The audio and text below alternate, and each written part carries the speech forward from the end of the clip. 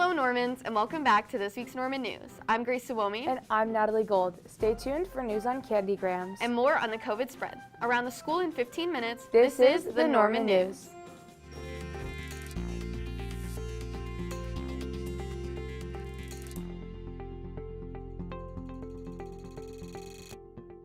Hello Normans, love is in the air and Valentine's Day is right around the corner. ASB will be selling their annual candygrams this week at lunch on Monday, Tuesday, and Wednesday on the third floor patio. Each candygram is $1 and will go to supporting ASB.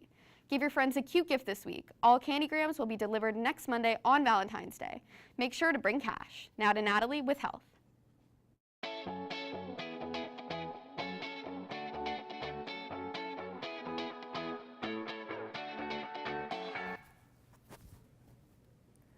Thanks, Grace. COVID-19 cases in Los Angeles County are lessening, but the death rate of this disease remains high.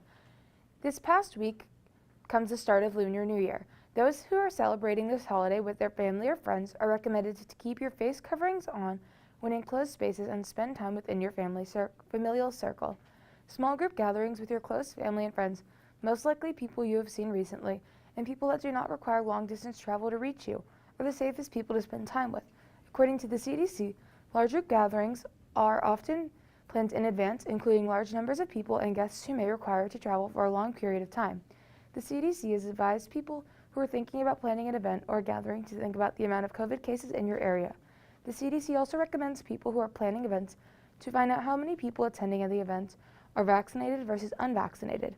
When spending time with people outside of your household, meeting up outdoors is the safer option. The updated count on the coronavirus cases within Beverly Hills Unified School District is 50 cases, including both staff and students. Now to Eden with World News.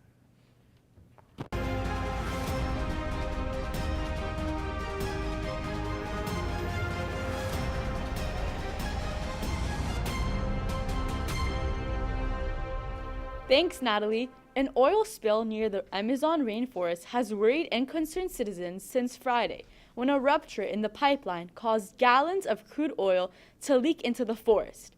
Footage obtained by activists shows oil spraying from a ruptured pipeline. The company that runs the pipeline says it has halted pumping of any more oil and has begun cleanup. The rupture happened Friday and was caused by a rockfall, said OCP Ecuador, the company that operates the pipeline. The company said it has contained the spilled oil so it cannot contaminate any more bodies of water and has stopped pumping crude oil until conditions are right. Over the past 50 years, oil companies have extracted immense amounts of oil from the Amazon, causing the destruction of many rainforests crucial to slowing climate change and therefore jeopardizing the indigenous tribes who rely on it. Luckily, Friday's oil spill has been contained and measures are being taken to make sure it doesn't happen again. Now, let's send it to Nora with local news.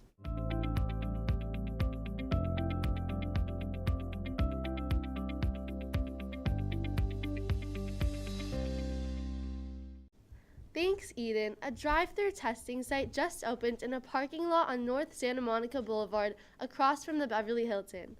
This COVID center is privately run and offers 24-hour tests as well as a paid rapid test.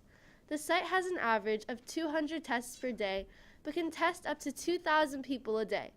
People started working on the site on January 22nd, and the company behind the project is 911 COVID Testing. This center is open from 6 a.m. to 10 p.m. and offers a free 24-hour PCR test. Now let's send it to Matthew with gaming.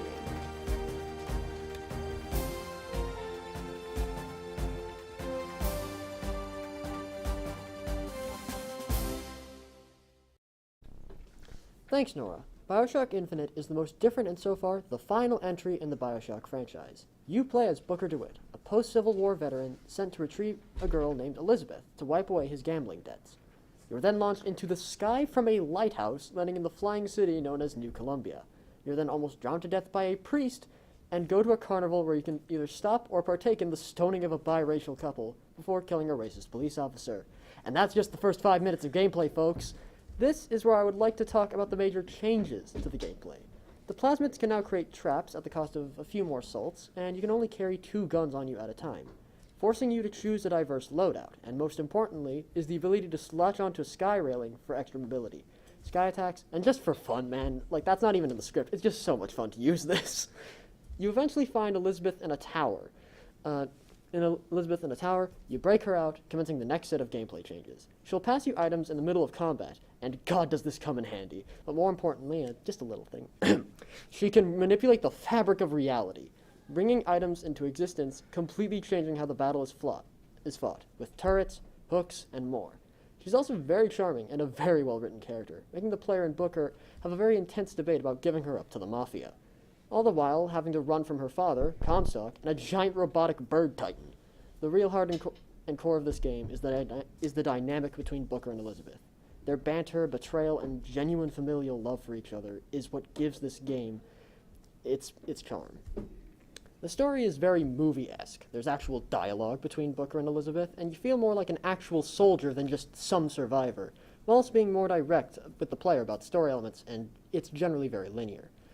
New Columbia's a more paradise-like setting that you're actively burning down, rather than just putting pieces together as how the city fell.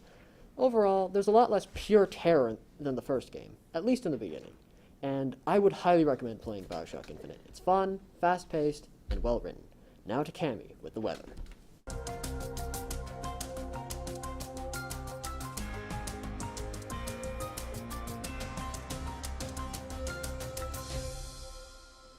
Thank you, Matthew, and hello, Normans, and welcome to this week's weather forecast for the week of February 11th. This week in Los Angeles, we will be expecting sunny conditions throughout the week. On Monday and Tuesday, we'll see a high of 77 and a low in the high 40s. On Wednesday and Thursday, we'll see a high in the 80s and a low in the 50s. Finally, on Friday, we will be seeing a high of 80 degrees and a low of 55 degrees. This is Carey, lady with the weather. Now let's send it back to the desk. Tuning in to this week's Norman News. I'm Grace Willoughby.